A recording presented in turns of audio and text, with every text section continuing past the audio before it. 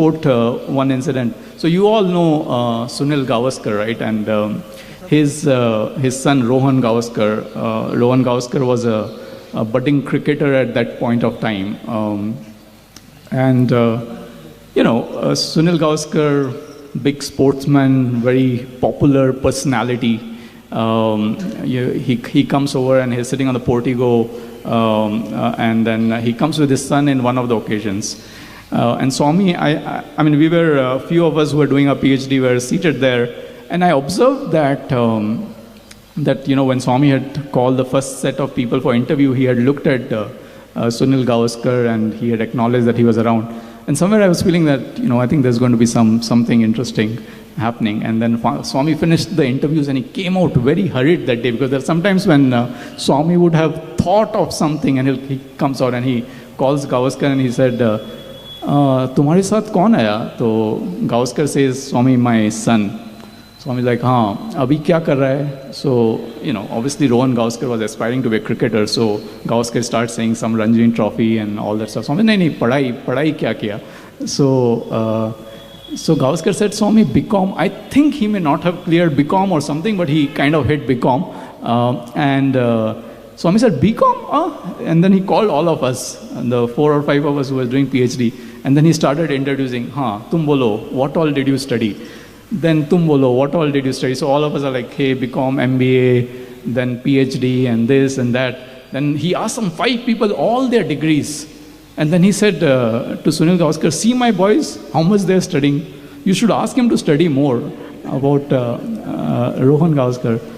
And I was thinking, Swami, but he's aspiring to be a cricketer. And then Swami said, "My boys are good in sports also." so it was, the kind of pride and the kind of joy Swami is to have introducing all of us to dignitaries, which we definitely know that, hey, they are somebody in their careers, but this kind of a pride only a mother can have. And this kind of a feeling, right? It makes you feel that how Swami really considered his students as his children. I'll probably go a little deeper into this, the mother aspect, the caring aspect of Swami, because among all the leelas of the God, I think the most touching, the one which leaves an indelible impact on your heart, which can never go, is his mother aspect. It can bring you to tears. And all brothers and sisters here, you would have experienced that, and I know you continue to experience it. But for me, there was one day, I had finished my master's program, my MBA program, and I had joined PhD, but at a given point of time, you have finished MBA, you have not started working, you have not started earning, you don't want to burden your parents too much. So I was also in that state. There was a concept of waiting boys, and we all can relate to this aspect.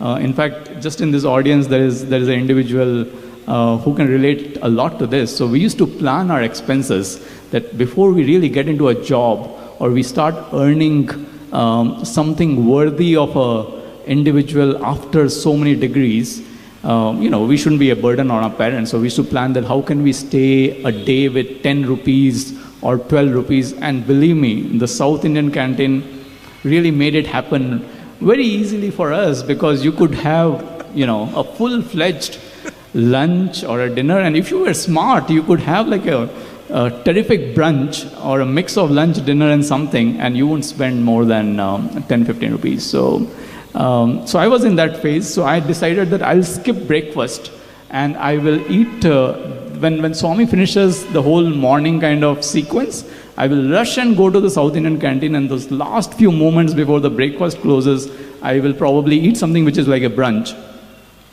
And I felt that is a smart way for me to save some money before I really start getting stipend as a PhD scholar and become a little self-dependent and not a kind of a financial burden on my parents. So there was one morning like that, because everybody would, when Swami calls people for interview, everybody else would go for breakfast, but I would be sitting there on the portico.